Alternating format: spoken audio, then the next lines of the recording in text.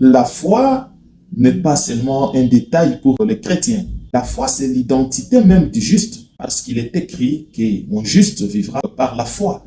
Donc, le juste, lui, vit par la foi.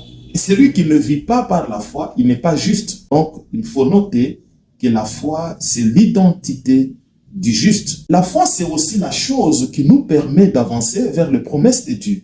C'est la voiture, c'est le moyen de transport. Donc, c'est-à-dire que Dieu t'a promis quelque chose qui se trouve peut-être sur Victoire ou à Colosie. Mais l'avion que tu prends pour atteindre les lieux où se trouve ce que Dieu t'a promis s'appelle la foi.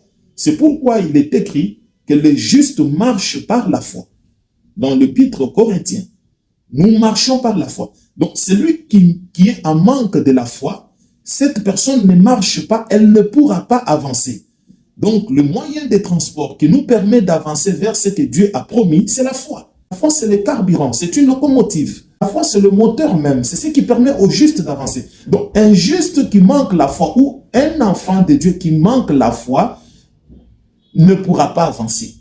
Donc, par moment, tu es en peine d'avancer. Tu n'arrives pas à avancer, à atteindre la dimension à laquelle le Seigneur t'a appelé parce qu'il te manque seulement la foi. Lorsque Pierre avait manifesté la foi, Pierre a avancé sur les eaux vers Jésus. Mais lorsqu'il avait commencé à douter, Pierre a commencé à s'effondrer dans l'eau.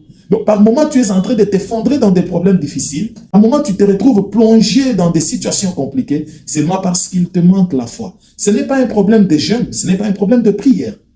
Ce n'est pas un problème de temps de Dieu, mais c'est ton problème à toi parce que tu manques la chose qui peut te faire avancer. Et pour finir, l'Écriture déclare que sans la foi, il est difficile de lui être agréable. Donc, Dieu n'agrée pas celui qui prie beaucoup.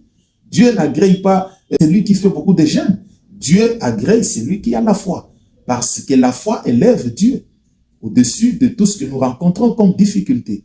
Donc, lorsque Dieu voit des gens qui voient le mur de Jéricho qui est barricadé, alors ces gens-là en train de faire ce que Dieu leur a demandé de faire, mais avec l'œil humain, vous voyez que ce mur ne peut pas s'écrouler. Mais ces gens-là croient que Dieu est capable de crouler, de renverser cette barrière. Donc là, Dieu apprécie ces gens-là parce qu'ils croient en lui. Ces gens-là croient que Dieu est au-dessus de ce mur.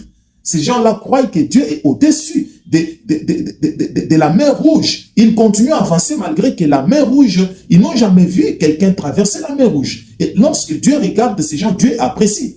Il peut faire intervenir le vent de l'Orient pour séparer la mer Rouge. Donc, la foi permet à ce que Dieu puisse t'apprécier et fait intervenir la puissance de Dieu. Elle déclare